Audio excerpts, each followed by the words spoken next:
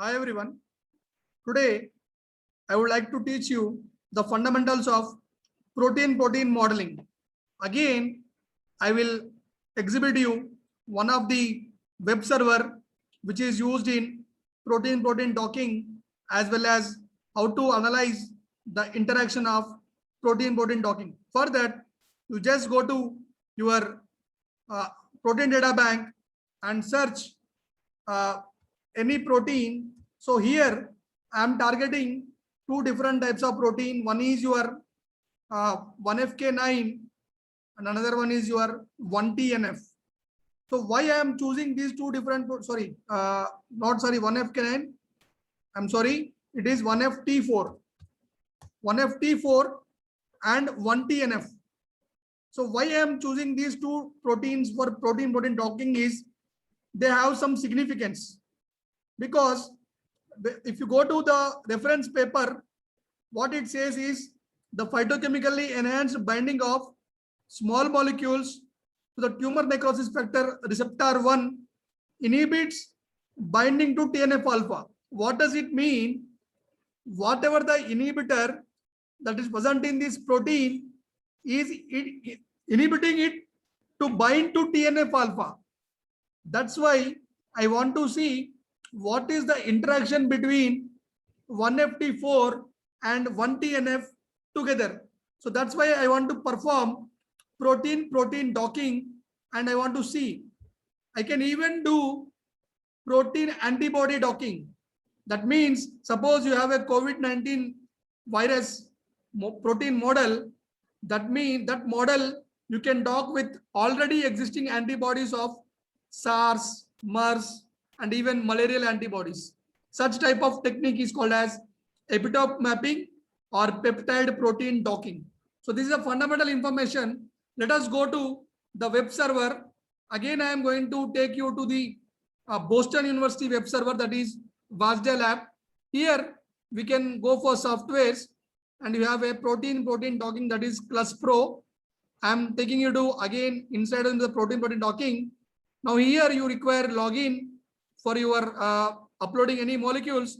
You can go with even without logging also, simply upload your protein and your ligand and everything. It's very simple. And go for peptide docking.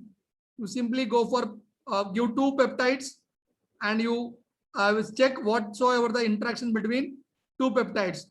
For that, you go for the results. So here I have already results on my screen.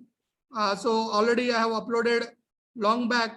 So here I am just taking those results of already published one.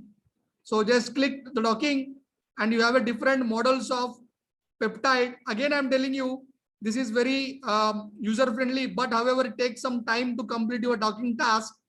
It gives the complete model scores also by default, how the score is and how well the molecules are.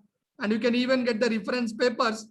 Simply go to view models and download. Simply click on the model.